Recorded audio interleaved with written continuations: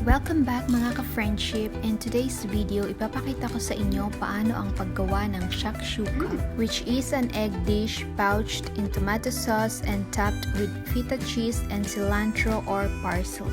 Keep on watching guys for this incredibly easy egg recipe.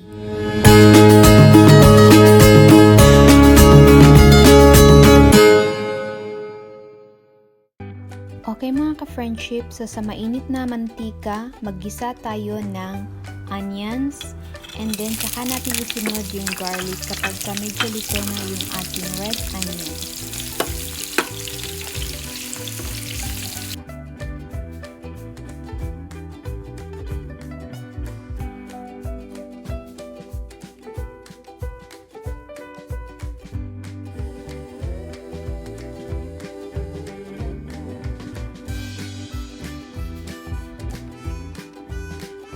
When garlic is fragrant, maglalagay na tayo ng ating mga seasonings like hot paprika, black pepper, and asin. Pwede ring maglagay ng chicken powder for an added flavor.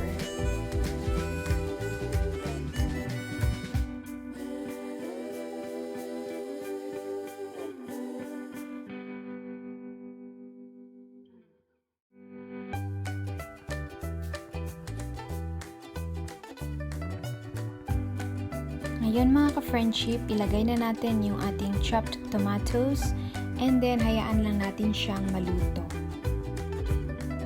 While waiting na maluto yung ating tomatoes, gawin na natin yung ating garlic spread. This butter garlic spread is para sa ating toasted bread, which is a perfect combination para sa ating shakshuka.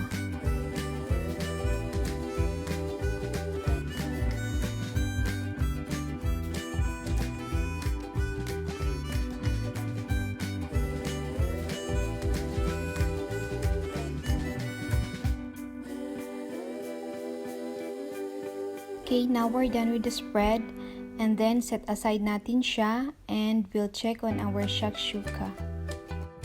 Ayan, luto na yung ating tomatoes and this is very optional.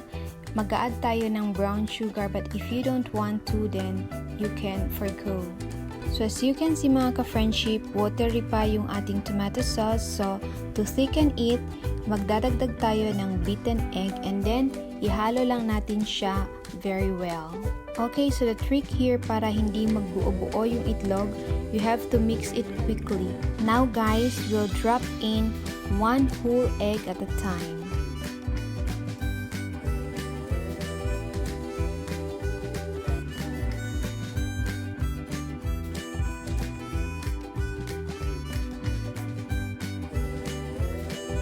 Maglalagay na ako ngayon ng feta cheese kasi ang gusto ko is melted yung aking cheese, but you can do it before serving.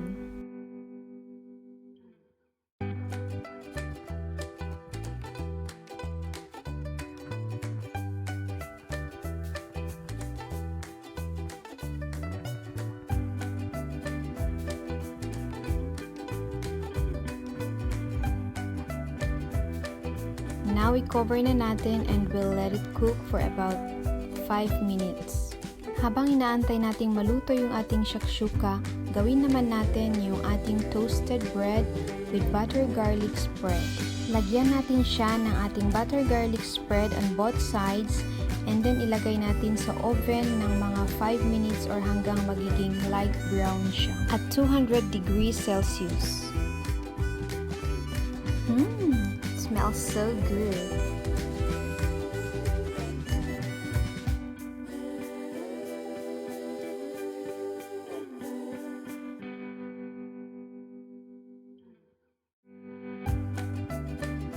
Eto na guys, yung ating masarap na shakshuka with garlic bread.